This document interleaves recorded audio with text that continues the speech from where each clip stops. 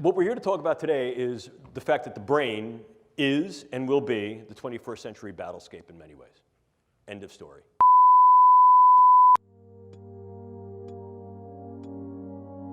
You will encounter some form of neurocognitive science that has been weaponized not only in your military career, but in your personal and professional lives. It is valid, valuable, and already in operational play. The brain is the current and future battle space. What's new about this is the in-close nature of this. Increasingly, we're not seeing these things as weapons of mass destruction against gross aspects of the population. More specifically, perhaps, might be targeting individuals on a level that allows either direct attribution or covert engagement with non-attribution. If we talk about what brain science is, let me just give you a little bit of brief background on this field that is now called neuroscience. As a titular field, as a named field, neuroscience has only been in existence for 40 years. I know that because I've been a neuroscientist for about 38 of those 40 years. Increasingly, it is becoming an international, multinational, global, and independently exercised event and endeavor, which increases the capability of the brain sciences to develop not only new theories, but ever more sophisticated tools. So, how then can we use these elements as weapons? Means of contending against others. Formal definition of a weapon, probably the one that you've heard about most recently, most contemporaneously in the literature, is the possibility to use some form of directed energy to affect physiology peripherally and also to affect the physiology and health of the brain. Case in point here, U.S. Embassy personnel in Havana and possibly in China. Clearly, one of the things we can also do is transcranial neuromodulation, the idea of going through the skull to modulate the node and network activity of the brain, to implant certain brain-machine interfaces. These are many of the DARPA programs that you may hear of now. Probably the one that is most notorious is something called the N3 program, which is the non-invasive neurosurgical neuromodulation program being run by their program manager, Dr. Al Mundi. The idea here is to put minimal-sized electrodes in a network within a brain through only minimal intervention to be able to read and write into the brain function in real time, remotely. And then, of course, you also have the things that are a little bit more traditional. If we talk about things that can be operable in the biochemical space, we ordinarily talk about drugs, bugs, toxins, and ever more, we're considering devices.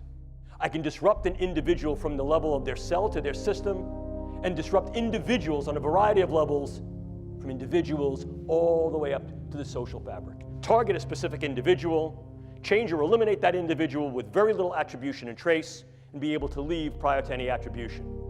Drugs can be exceedingly specific, and as I'll show you in a moment, can be very, very much used to individualize weaponology in terms of what we call precision pathology or precision effect. And by affecting the way that brain is built and the way it functions, influence in ways that are kinetic and non-kinetic the attitudes, beliefs, thoughts, emotions, activities. Look at the power that understanding tools and techniques of the brain sciences afford. We also see the use of biodata as a viable weapon. Manipulating biodata so that I can then put into your particular medical records subtle information that may change the disposition of whether you're sick or not, change how you're treated, influence the postures that go to you in terms of insurance, care, viability for military service. By altering that information, by changing those data, by purloining those data, I essentially change the you of you. And I can do that in very subtle and insidious ways. Furthermore, I can do that on a variety of different levels that can affect key individuals so that in fact your medical record changes to thereby render you incapable or at least invalid to be able to serve in a way you're serving. Or I can do that on a much larger scale. Groups, populations. And if I change those data, I change the way you're being regarded and treated. And I can do that in one of two ways. I can do it in such a way that you're going to be regarded in a negative sense, or I can do that in such a way that I'm going to treat you incorrectly. If I say, for example, you have a particular allergy or you have a particular disorder, you will be treated for that, and that could then harm your health and your stability in both a short wars approach as well as a long wars approach. One of the newest developments is that nanoparticulate matter can be stabilized for distribution. If you're not aware of what nanoparticulate matter is, it's that matter which exists on a scale of 1 × 10⁹ very, very small, smaller than a cell. And we can manufacture materials that have discrete properties that can be controlled by virtue of bioengineering and their physical chemistry.